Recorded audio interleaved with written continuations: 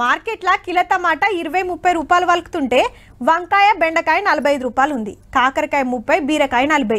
ఇక పచ్చిమిర్చికి 35, బజ్జీ మిర్చికి 70 అంటే డబుల్ రేటు.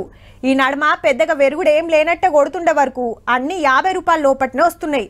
ఇక ఇలా అయితారం కాబట్టి 200 పెడితే ఇంత చికెన్, 800 పెడితే కిలో మటన్. మాకెరుకున్నదేనా ఇప్పుడు మళ్ళెందుకు రేట్లు చెప్తున్నట్టు అంటారేమో. గీ ముచ్చట చూస్తే సంజైతది. ఇదేందో తెలిసినోళ్ళకైతే చూడంగానే నోట్ల నీళ్ళురుడు, పండ్లు గోరువైనట్టు అనిపిస్తుండొచ్చు. హావ్ చింత చిగురే, కొత్త చిగురు ఉన్నట్టుంది. లేత ఆకుపచ్చ రంగు, ఎర్ర రంగులు ఉన్నది. ఇక రేటు చెప్తే చక్కెర వచ్చినంత పని అవుతుంది. మధ్యాహ్నం స్టార్టింగ్ కాబట్టి 40 రూపాయలు, లాస్ట్ కు 40 ఉంటది. మధ్యలో 20 రూపాయలు 30 రూపాయలు ఉంటుంది. కిలో కంటే 800 పడుతుంది కానీ 600కి ఇస్తాం, 600-500కి ఇస్తాం. అంటే మటన్ తోని పోటీ పడుతున్నట్టే. అంత కమ్మగుంటది. మరి ఏ కూరలు వేసుకున్నా ఆరం దినాలే అవుతుంది మార్కెట్లకు రాబట్టి. పతేడు ఎండాకాలం సొర్రె ముంగట వసంతంలో చింత చెట్లు ఇగరు పెడుతుంటాయి.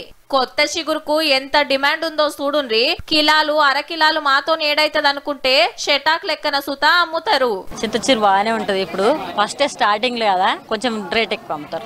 రేపు కొంచెం ఎక్కువ అయినా కొద్ది 20 రూపాయల చెట్టు కూడా అమ్ముతారు. ఇప్పుడు 30-40 అంటారు. పప్పుల, చేపల కూరల, చికెన్ అయినా మటన్ అయినా చింత చిగురేసి వండితిరా అంటే ఆ రుచే అలాగుంటది. పచ్చి చేపల తలకాయ కూరలో బాగుంటది, మటన్ బాగా రుచి ఉంటుంది. అందుకే ఇంత రేట్ అయినా కొండపోతారు. కొందరు ఇండ్లలున్న చెట్ల ఇగురు తెంపుకొస్తే కొందరు అడవుల పొంట పోయి కొత్త ఇగురు కోసుకొచ్చి అమ్ముతుంటారు. ఇప్పుడంటే ఇంత పిరమున్నది గాని రేపు ఇంకింత ఇగురు వచ్చిందంటే 600-400 కిలో సుత అమ్ముతారు. ఎనకటోళ్లకు చింత చిగురు గానొచ్చిందంటే అస్సలు ఇడిచిపెట్టరు. కాయిషున్నోళ్ళు ఇప్పుడే తలుగుండ్రి, పిరమున్నదనుకుంటే ఓ 2 వద్దులు ఆగుర్రి.